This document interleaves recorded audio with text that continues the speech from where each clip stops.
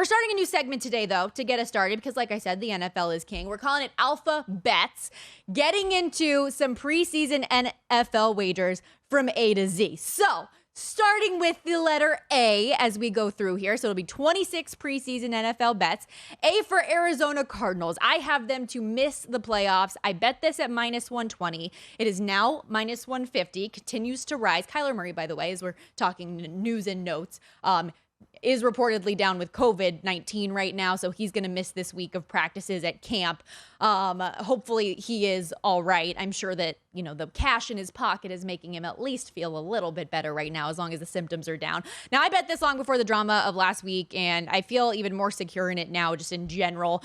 Their schedule is the second most difficult in the league based on opponent win percentage from last year. You look at the start of this schedule, where we know the Arizona Cardinals are one of those teams that gets off to a hot start, and then they kind of, under the Cliff Kingsbury umbrella, crash and burn the back half of the season a little bit. Kyler Murray gets a little bit dinged up. Well, the start of their schedule is really rough. Week 1 against the Kansas City Chiefs. Week 2 here in Las Vegas against the Raiders. Week 3 they take on the defending Super Bowl champion Los Angeles Rams.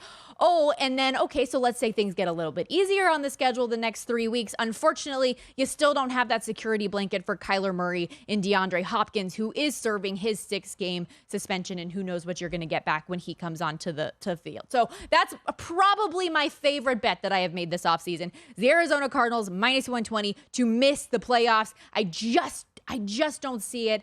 And while I know a lot of people say, hey, MVP Kyler, this is the year he secured the bet, I'm not on board, and I'm not going to be. B in our alpha bets. So this is kind of a fun one. I did Bills to beat the Packers in the Super Bowl, 45-1 odds. Yes, both teams lost their offensive coordinators to head coaching gigs, but they both also remain poised to contend. Buffalo, the Super Bowl favorite, led by MVP candidate Josh Allen at quarterback, a true wide receiver in Stephon Diggs, legit offensive line. You're supported by an elite defense that topped the league in defensive efficiency a season ago before adding Von Miller to the fold on that side of the ball. Now, the Packers haven't won a Super Bowl since 10, and I don't think they win this year either, hence why I have the Bills winning. Anything is possible when you have an elite quarterback. And so much of the conversation I know is about Devante Adams not being in that wide receiver room anymore. How is that going to affect Green Bay moving forward? Maybe it will, maybe it won't, but I firmly believe if anybody's going to be able to take a team far with that situation, it's going to be a guy who's the 2-time defending MVP. Plus, you got a little desperation mode in there as well for a guy who his 39 wins since 2019 with Matt LaFleur are the most ever without a Super Bowl win. So intriguing to me because they belonged in the game, just couldn't get over the hump. And if you like that matchup as a standalone, it's available 22-1 instead of the 45-1 for the Bills to win it specifically outright. So C in our alpha bets is a coach of the year wager. And I am going with Kevin O'Donnell here, 20-1, the Vikings head coach, O'Connell, Vikings head coach replacing Mike Zimmer, who brings that offensive mindset. Of course, the former Rams offensive coordinator under Sean McVay.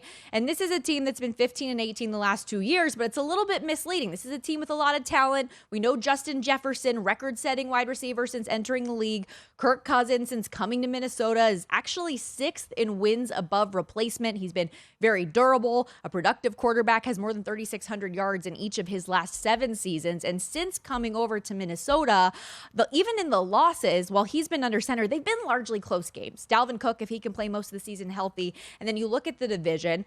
Let's say Detroit isn't great, Chicago stays bad, and perhaps Green Bay could open the door a little bit, let them win the division, or either way, if they're still a double-digit win team, make the playoffs. Those are some serious benchmarks for this award. And that's why I prefer a guy like O'Connell to a Dan Campbell, for example, who's a very popular preseason bet. I think the Lions will be very improved, but I don't see them getting to that 10-plus win team mark. The last head coach to win Coach of the Year below 10 wins for his team, Jimmy Johnson in 1990. And that's not including the interim season there for Bruce Arians when he won it. But 10 wins is a benchmark. Making the playoffs tends to be a benchmark. And this is an award as well that favors slightly longer shots. 6 straight winners now have had their preseason odds of 20-1 or longer. So we see him there at 20-1 fits that mark. The more I looked at him, the more I liked him for this award, and I think the Vikings are a team that's going to overachieve in 2022. Continuing our alphabets, let's get to D, which, being the 49ers fan that I am, I probably should have done a Deebo Samuel one here, but I went to the Raiders. D is for Devante Adams and all of his overs. I am buying in on all things Devante and Derek Carr this year. I think the hype around this duo is real. I like a lot of things for Carr as well, but the bet that I'm really targeting here is Adams over 1,200.5 receiving yards and the over 9.5 receiving touchdowns. It's plus 240 at DK. Both of those bets have to happen. The 9.5 a full touchdown lower than his actual touchdown prop. And this man is going to get his yards. And listen, I know it's college. The last time Carr and Adams played together was like a decade ago, Fresno State 2013, but they were incredible together, led the FBS in all major categories, their 2 full seasons together. Carr has been as consistent as they come, racking up the passing yards. 5th in the NFL last year, wasn't getting to the end zone as much, and I think Devante Adams is going to be that missing piece for him to step his game up in that area. Adams hasn't had fewer than 10 receiving touchdowns himself in 5 seasons, gone over that 1,200 receiving yards mark in 3 straight.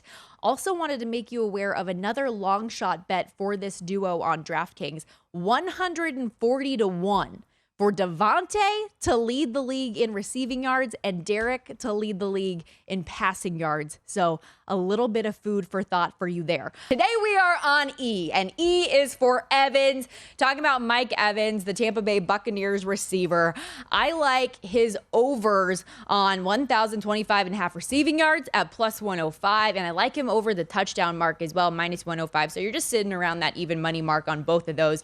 Julio Jones being added to the Bucs receiver room. Evans' totals have all gone down, understandably so. But for me, if Evans stays healthy, he's going to continue to be that wide receiver 1 for our guy Tom Brady, the go-to target. Since Brady arrived in Tampa, Mike Evans' numbers have improved dramatically. When 5 touchdowns and 8 touchdowns in 2017 and 18 to 13 and 14 since Tom came to Tampa Bay, as they're calling it. 13 touchdowns and 14 touchdowns in 2020 and 21. His receiving yards went slightly over this number a year ago as well. So I'm buying in on Mike Evans this year. Just hopefully we can shore up that offensive front for Tom Brady. Of course, the news coming out over the weekend, Ryan Jensen, his Pro Bowl center, going to be unavailable this year up front. F in our alphabets is for 49ers. You guys knew it was going to be this. Granted, I did have to get a little bit creative because we know that that's like a digital thing, right? It's a 4, it's a number, it's numerical, it's not necessarily a letter, but we're going with F for 49ers. I like the Niners and the Rams to both make the playoffs. Put those together, plus 120. Obviously, the top 2 teams in the NFC West. I don't want any Cardinals backers coming in here and coming at me for this one. I strongly disagree and will continue to do so. I think that there's a good amount of value in this bet. Obviously, the defending Super Bowl champions, with all the pieces that they brought back, look to be another steady presence. The question mark with San Francisco is at quarterback with Trey Lance. A little bit of a wild card, I know, but a lot of bettors out there seem to be liking Trey Lance getting in on his MVP odds. While I disagree with that, I do agree that the 49ers, regardless of if Trey Lance isn't necessarily going to have to play hero for you, he'll do enough to get you over that win total and get you into the postseason. Rolling on, G in our alphabets is for Giants. And let me tell you, I kind of forgot about them for a second when I was going through this exercise, trying to pick which wagers I would like to do for each of these letters. I was looking for Green Bay stuff, and I was like, no, the Giants over that season win total of 7 at plus 105, I can get on board with. New head coach Brian Daboll, the potential to improve the quarterback play of Daniel Jones, improved offensive line, healthy team to start the year. Saquon Barkley, Kenny Golladay, Kadarius Toney. They made improvements defensively, should have a sound front 7. And obviously, you know, the excitement around their first round draft pick and Kayvon Thibodeau. Now, while the division has gotten better as a whole, the NFC East isn't exactly a gauntlet either. So I think that there's some opportunity for Daniel Jones and Brian Daboll to get over the hump, to be better. I'd honestly even be willing. You could toss this at me and I might be interested at it. I know it's not, maybe not the sexiest wager in the land, but a plus 250 price on the Giants to make the playoffs. I know that sounds a little bit absurd. Don't come in my DMs for this one, for a team that had just 4 wins a year ago and a coaching change, but I'm on board. I think we can sneak in one more here real quickly. H is for Herbert. Justin Herbert. We're going over your passing yards, my friend. 4,700 and a half at minus 110. This number has gone up from 4,650 and a half initially, so you're not going to be getting the best value on it. Not in love with this price point either at minus 110. But when you look at some of the other opportunities to buy in on Herbert to be have the most touchdowns or most passing yards, you're getting plus 650, plus 550. But I would rather take a market where you're betting on him just to stay healthy and get the ball in his playmaker's hands that he can get this number versus going against the Tom Brady's, Aaron Rodgers, even Derek Carr at 18-1, I think could be valuable in any of the most touchdowns or most passing yards markets. But Herbert, we know, 4,300 yards as a rookie, 5,000 last year, ranked second in the league in yards, third in touchdowns, third in overall QBR. He's got the weapons around him. Big fan of Justin Herbert, and I will continue to buy in on him throughout the course of the season. The letter I is for interceptions, and we're taking the interceptions under on our guy Ryan Tannehill at minus 110, under 12.5 the number. Because to me, the problem for Ryan Tannehill isn't necessarily the number of interceptions he throws, it's when he throws them, right? Situational football for my guy, not so great. But as I looked into the numbers here, yes, last year he had 14 picks, but that was his first time going over 12.5 since 2013. He actually combined for his 13 in the 2019 and 2020 seasons. And last year, he only had 3 or more picks in a single regular season game. It was when he had 4 in that unsightly loss to the Texans of all teams. But he was completely turnover free in 8. You can tell based on the sound that's been coming out of training camp what a priority is for Tannehill to fix it. Even on the good days, he's saying we aren't clean enough. Losing A.J. Brown stings, but Robert Woods, even coming off the injury, should be a reliable pass catcher. And if Treylon Burks, who we just talked about as one of those wide receivers that's very highly touted coming into this year, if he can impress once real games come around the way he has in camp, that's another really good thing for Ryan Tannehill coming into this year. Oh, and by the way, this is an offense that runs through Derrick Henry, which means it runs through the round game. So that should be a little bit of a safety net for our guy as well, taking a lot off his plate with Henry coming back healthy. Moving on to the letter J. And I touted Justin Jefferson a lot on Follow the Money, so I'm not going to go that route. I'm going actually J for Jamar Chase to have at least one 200-yard receiving game. 6-1 odds. And I love this. We all know Chase is Joe Burrow's best friend, his go-to guy, former collegiate teammate. They burst onto the NFL scene, and the two are taking the league by storm. He's had 7 games last year with 9+ targets. 5 games last year, he went over 100 yards and 2 over 200 in the regular season, including that extremely memorable 266-yard performance against Kansas City. And that was late in the year after Kansas City had fixed a lot of their defensive issues. He tore them apart. Absolutely no reason to me the guy can't get there at least once in 2022, especially considering Burrow should finally have a little bit of time to throw the ball to my guy because they've got that upgraded offensive line. Though the one true area of weakness that they had last year was just the way that Burrow was getting crushed, and you're not going to have to worry about that. So as we continue to go through these alphabets here, since I didn't go Justin Jefferson for J, I'm going Kirk Cousins for K, a dark horse for the most passing touchdowns this year at 20-1, maybe even MVP. Just going to throw it out there. I've seen it like 100-1 at a lot of books. Don't freak out. I firmly believe, though, Captain Kirk and his new partner in crime, Kevin O'Connell, can take this offense a good step further this season. He had 33 touchdowns last year, 35 the year prior. But looking at last year's number, 33 touchdowns, 4,221 yards, and just 7 picks. And it's largely forgotten. He did that without his touchdown machine, Adam Thielen, for 4 games. Tight end Irv Smith Jr. was out the entire season. I know he's dealing with a thumb injury right now, but bear with me. The key cog for Cousins is obviously going to be the rise of Justin Jefferson and Kevin O'Connell. So Jefferson, who just continues to set records and climb the league ladder at the position, is going to be a massive boost for him. And if 35 in his most recent peak isn't enough for you, I understand that. But that's still in range of a lot of these top quarterback numbers, because Tom Brady had the most touchdowns last season with 43, and I know Rodgers had 48 the season before. But Lamar Jackson had 36 in 2019. Russell Wilson had 34 in 2017. Brady even had 36 in 2015. So Cousins at his best is in that ballpark so far at 20-1 value.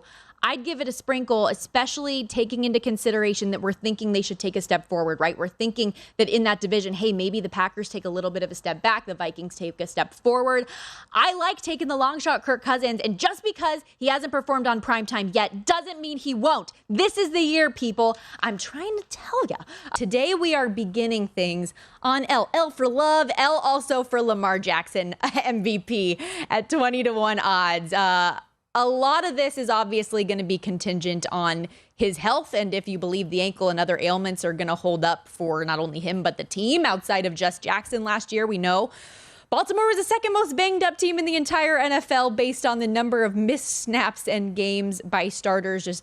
They had 8 wins last year before the train just came completely off of the tracks for the entire squad. Dropped 6 straight games to close out the regular season. Even still, some of those were right in their grasp, though. But as you look at this season, beefed up offensive line should help him out. A better supporting cast should help him out. A now healthy J.K. Dobbins and Gus Edwards are going to spearhead the ground game. But Jackson's obviously got that wild card ability with his legs himself. Not crazy to think, personally, that he could be one of those guys that combines for 40 passing and rushing touchdowns this year. 2019, Jackson rushed for 1,200 yards and 7 rushing touchdowns, in addition to the 36 through the air, the 66% completion percentage that MVP season.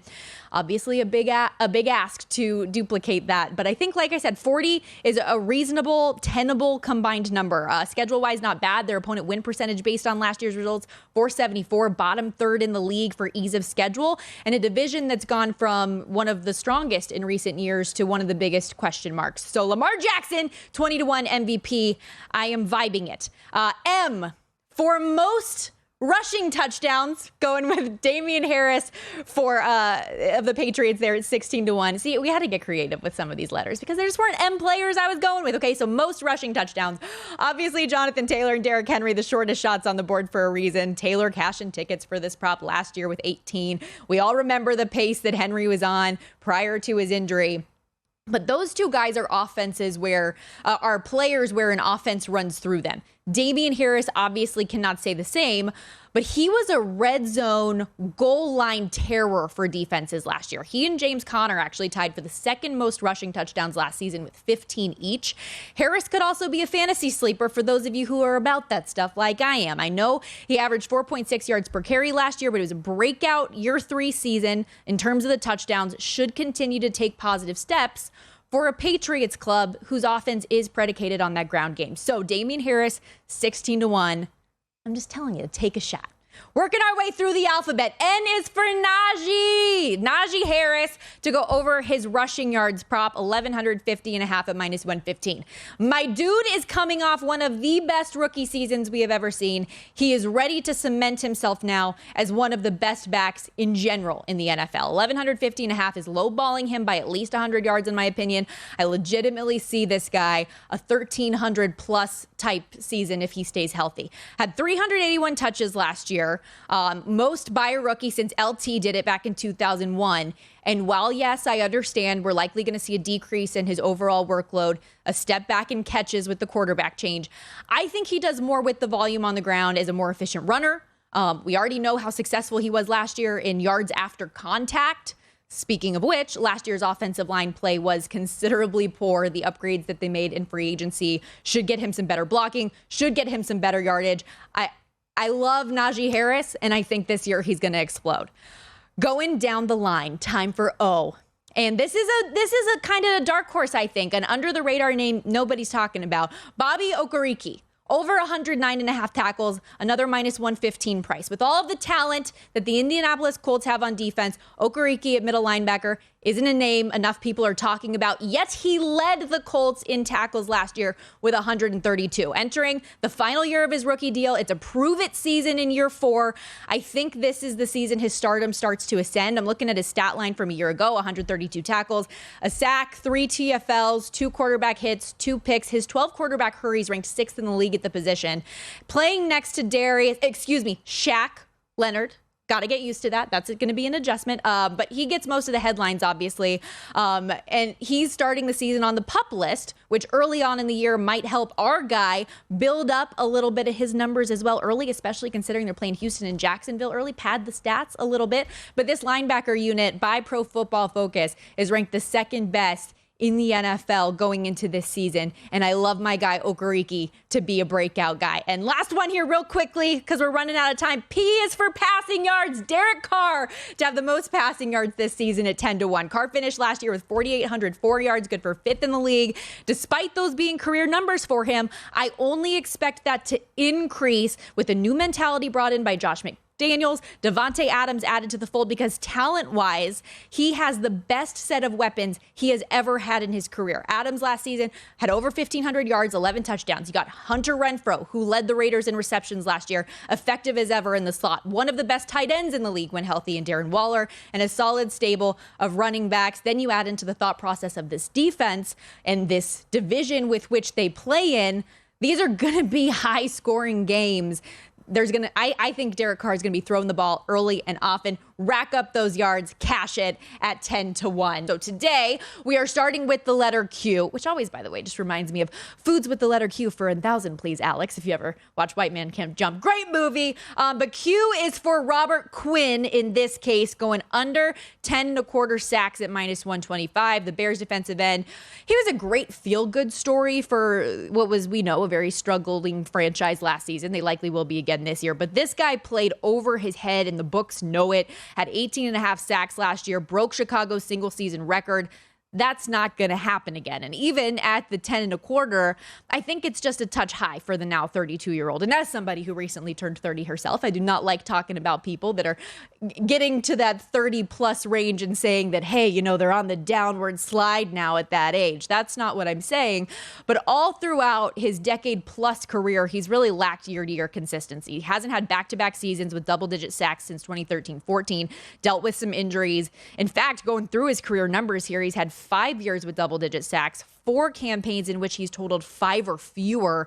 And I think this is just another spot for regression here, especially when you look at some of his advanced metrics on Pro Football Focus. It almost looks kind of fluky that Quinn had so many sacks last year. Should have been more in like the 11 range, but just unsustainable numbers across the board based on his career. I think an 8-9 sack year is much more tenable, which means give me the under.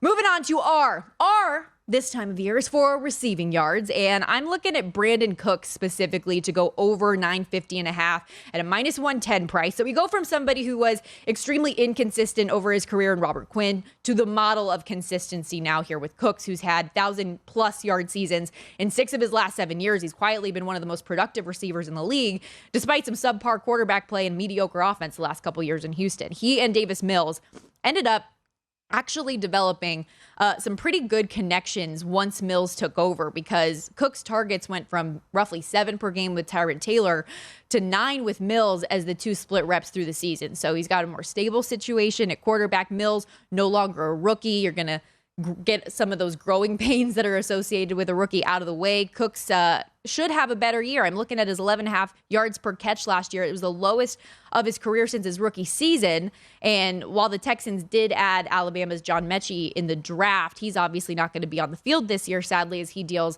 with his health issues and battling with leukemia. So I don't really see somebody who's going to put a dent in Cook's receptions and his touches in that wide receiver room. So a small increase in efficiency from the quarterback, and I think Cooks is going to level up and get over that number. He's just a 1,000-yard receiving machine. So continue to do what he does. Moving on from R to S. For special, a DraftKings special that I could not love anymore is for any division to have 4 teams in the playoffs at 12-1 odds. I bet it last year. It didn't come to fruition, but I'm going back to the well, because when the NFL expanded the postseason from 12 teams to 14 ahead of last year, each conference was obviously given that extra wild card spot, which means in theory this can happen, that all 3 wild cards could come from the same division. And the AFC West, I don't know if you've heard of them, should be pretty darn good this year. So I think that they're probably the most likely candidate.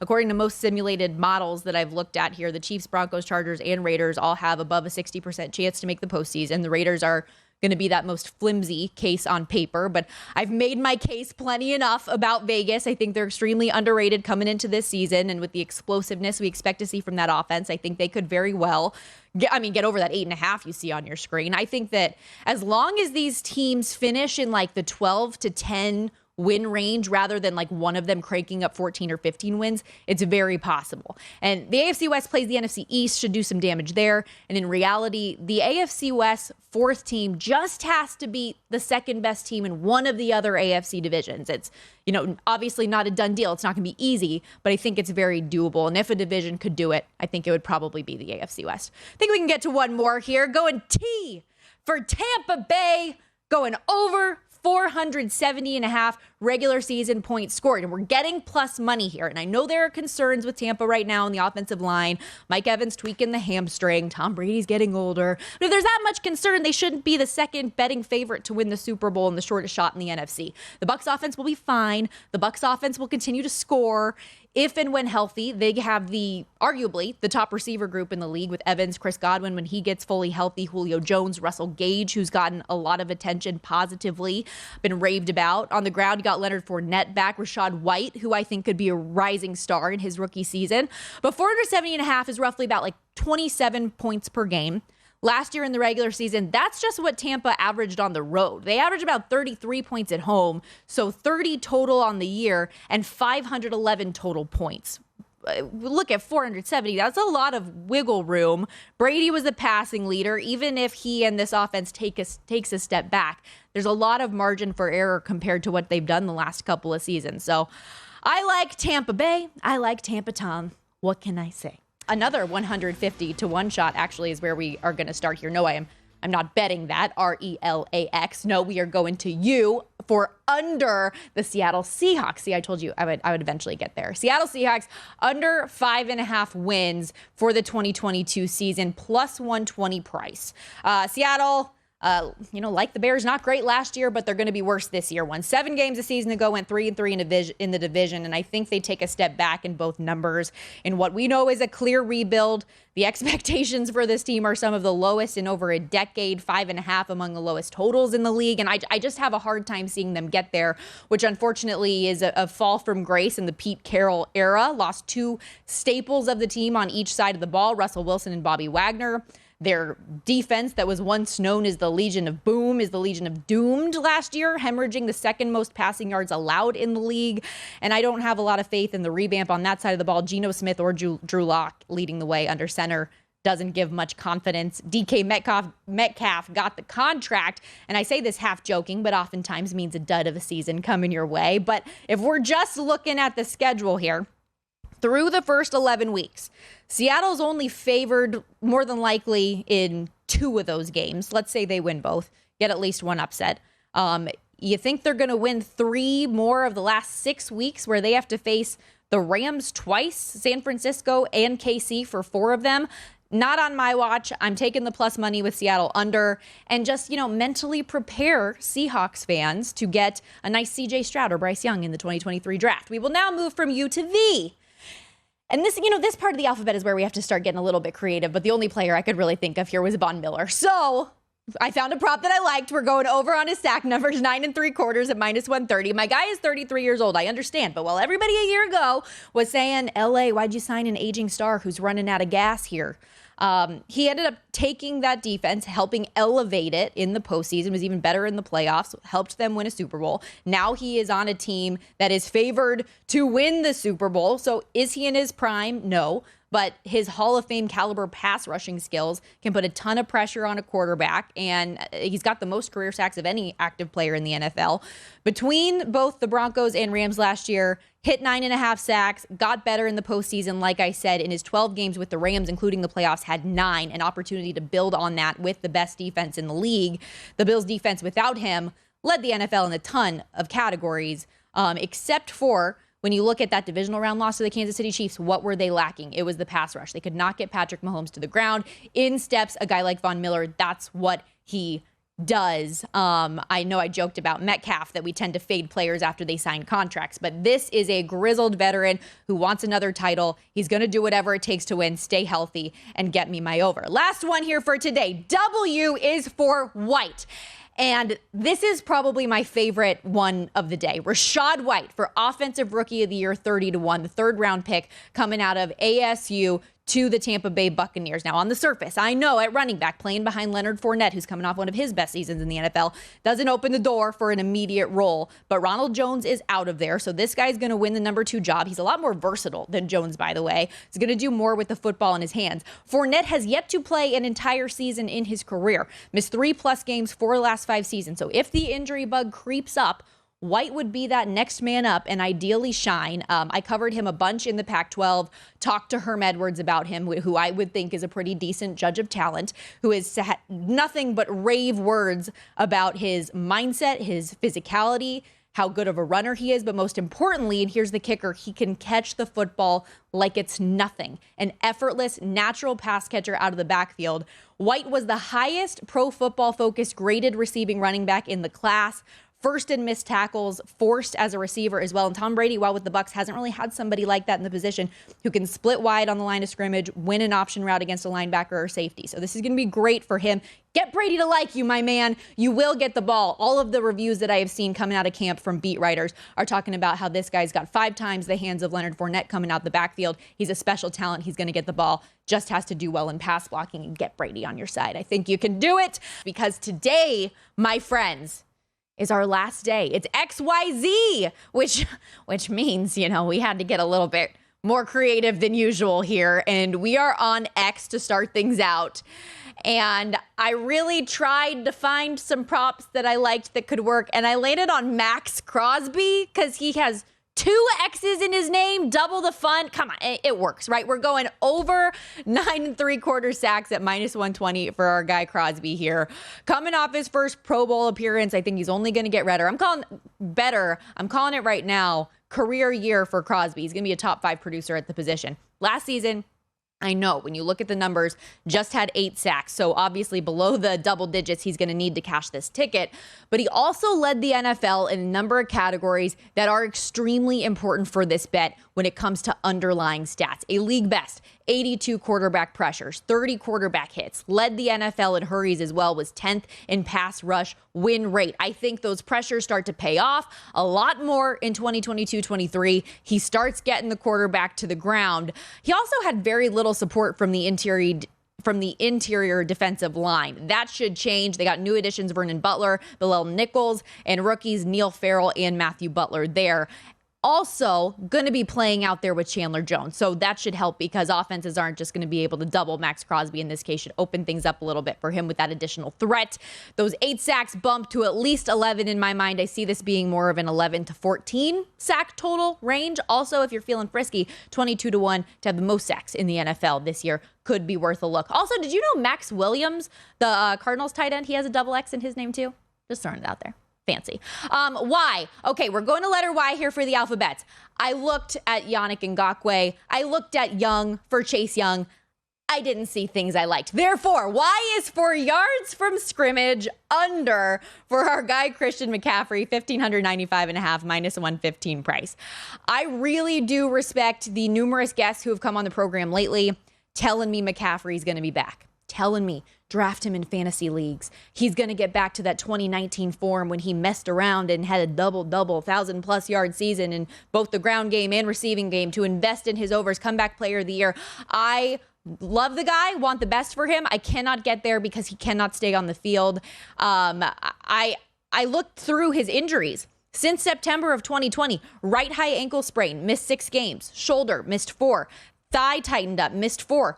Strained hamstring, 5 games. Another ankle issue ended the 2021 season, another 4 games. When Christian McCaffrey is on the field, he is dynamic. He's a game changer at the position, but he's not on the field enough. The best ability is availability. He's only played 10 games in the last 33 for the Carolina Panthers. I'm taking his unders all day. Don't tell my new fiance I said that. He is a diehard Carolina Panthers fan. Last one here. Z is for Zach Wilson, going under 14.5 interceptions at minus 120. Currently the favorite to throw the most interceptions this year. And it's not going to happen, guys. He's going to be so much better this year. He got off to a bad start, had 11 picks in 13 games, which I know isn't good. But over the course of the full season, that still only paces out to 14, which went under this number. He also threw 0 picks in the final 5 games of the year, and in the 7 returning from injury, 8 touchdowns to a 2 interception ratio. And that's despite his top 2 receivers both having injuries themselves during that time and facing 3 of the top 5 scoring defenses in the NFL. I know that they're having some offensive line issues right now with Mekhi Becton. Hopefully they figure out that right tackle spot, but he's going to be improved. He's not going to make those same rookie mistakes. And I think back to what I know about him when I covered him at BYU, a 33-3 touchdown to interception ratio, his final season with the Cougars. I think that he starts to figure things out a little bit better here in 2022. So take the under. I'm telling you, he improved through the back half of the season, and he will coming in to season 2. Visit VSiN.com to get current odds, listen for free, find showtimes, and download VSiN sports betting podcasts.